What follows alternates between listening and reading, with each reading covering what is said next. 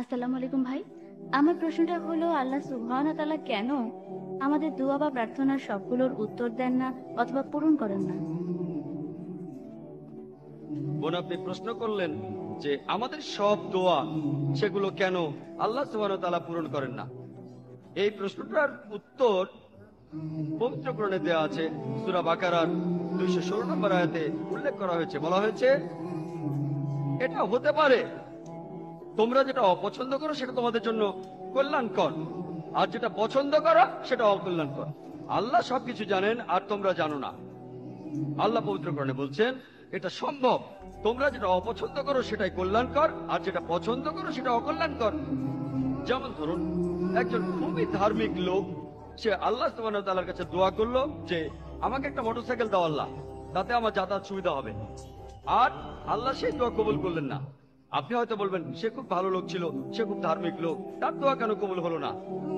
আল্লাহ সুবহানাহু ওয়া তাআলা জানেন যদি লোকটার মোটরসাইকেল থাকে সে অ্যাক্সিডেন্ট করতে পারে আর পঙ্গু হয়ে যেতে পারে। আর পবিত্র কোরআন বলছে তোমরা যেটা পছন্দ করো সেটা অকল্যাণকর হতে পারে। আল্লাহ জানেন আর তোমরা জানো না। এবার খুব ধনী একজন ব্যবসায়ী, তিনি তখন লন্ডনের ফ্লাইট ধরার জন্য এয়ারপোর্টে যাচ্ছিলেন একটা চুক্তি করার জন্য, যে চুক্তিটা করলে তার লাভ হবে 100 কোটি রুপি। যখন তিনি এয়ারপোর্টের দিকে যাচ্ছিলেন, দুর্ভাগ্যজনকভাবে রাস্তায় খুব বড় একটা ট্রাফিক জ্যাম ছিল, আর তিনি সময় মতো এয়ারপোর্টে পৌঁছাতে পারলেন না। তিনি যখন এয়ারপোর্টে পৌঁছলেন ততক্ষণে সেই ফ্লাইটটা রওনা দিয়েছে, তিনি ফ্লাইট মিস করলেন।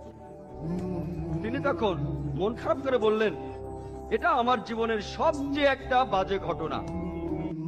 বাড়ি ফিরে যাওয়ার সময় গাড়িতে যে রেডিওটা ছিল তাতে লেটেস্ট খবরটা শুনলেন যে তিনি যে ফ্লাইটটা ধরতে যাচ্ছিলেন, যে ফ্লাইট লন্ডন যাচ্ছিল, সেটা ক্র্যাশ করেছে, আর সেই প্লেনে যতজন যাত্রী ছিল তারা সবাই মারা গেছে। তখন সে ব্যবসায়ী বললেন এই ঘটনাটা হলো আমার জীবনের শ্রেষ্ঠ একটা ঘটনা। কিছুক্ষণ আগেই তিনি ট্রাফিক জ্যামকে অভিশাপ দিচ্ছিলেন, কারণ ট্রাফিক জ্যামের কারণে তার 100 কোটি রুপি ক্ষতি হয়েছে। এই ঘটনার কিছুক্ষণ পরেই সেই ট্রাফিক জ্যামকে তিনি ধন্যবাদ জানালেন, কারণ এতেই তার জীবন বেঁচেছে। আর পবিত্র কোরআন বলছে যেটা তুমি অপছন্দ করো সেটাই কল্যাণকর হতে পারে। আল্লাহ জানেন আর তোমরা জানো না। আল্লাহ জানেন সেই ব্যক্তির জীবন তার 100 কোটি রুপির চাইতে অনেক বেশি মূল্যবান। আপনি যে দোয়া করেন অনেক সময় দেখা যায় আল্লাহ সুবহানাহু ওয়া তাআলা সেই দোয়াটা পূরণ করছেন না। আর পবিত্র কোরআনে বলা হয়েছে, সূরা সূরার 27 নম্বর আয়াতে উল্লেখ করা হয়েছে যে আল্লাহ তাআলা তার সকল বান্দাকে, যদি আল্লাহ তার সকল বান্দাকে জীবনের উপকরণে প্রাচুর্য দিতেন তাহলে তারা অবশ্যই পৃথিবীতে বিপর্যয় সৃষ্টি করত।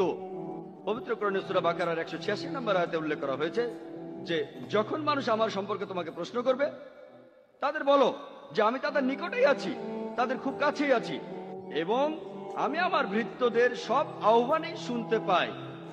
পবিত্র কোরআনে সূরা গাফিরের 60 নম্বর আয়াতে উল্লেখ আছে তোমাদের প্রতিপালক বলেন আমাকে ডাকো, আমি তোমাদের সাড়া দেব। পবিত্র কোরআন আছে যে আল্লাহ বলছেন আমাকে ডাকো, আমি তোমাদের ডাকে সাড়া দেব। মানুষ ভাবতে পারে এই আয়াতটার কথা পূরণ হবে না যদি প্রার্থনার উত্তর না দেওয়া হয়। যদি আপনি ভালো করে দেখেন আল্লাহ সুবহানাহু ওয়া তাআলা আপনার প্রার্থনার উত্তর দিচ্ছেন উত্তর না দেওয়ার মাধ্যমে, কারণ আল্লাহ জানেন কোনটা ভালো কোনটা খারাপ আপনার জন্য। আর কিছু মানুষ আছে যারা হয়তো বলবে আমরা অনেক অবিশ্বাসীকে দেখেছি, অনেক অধার্মিক মানুষ যারা ভুল ঈশ্বরের উপাসনা করে আর তারা বিলাসবহুল জীবনযাপন করে। অবিশ্বাসীরা নকল ঈশ্বরের উপাসনা করে টাকার জন্য আর তারা সম্পদশালী হয়।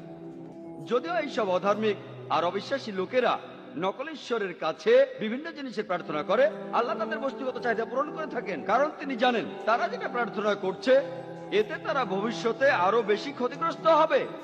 পরকালের জীবনে এসবের কারণে তারা শুধু ক্ষতিগ্রস্তই হবে। সত্যিকারের বিশ্বাসীদের ক্ষেত্রে এটা ব্যাপারই না যে সে ধনী না গরিব, আর এখন তার সুসময় না দুঃসময়, আর তারপরও আল্লাহ সুবহানাহু ওয়া তাআলাকে বিশ্বাস করে। পবিত্র কোরআনে সূরা নূরের 37 নম্বর আয়াতে উল্লেখ করা হয়েছে যে সেই সব লোক যারা ব্যবসা বাণিজ্য এবং ক্রয় বিক্রয় করেও আল্লাহ সুবহানাহু ওয়া তাআলাকে স্মরণ করা, যাকাত প্রদান করা ও সালাত আদায় থেকে বিরত থাকে না।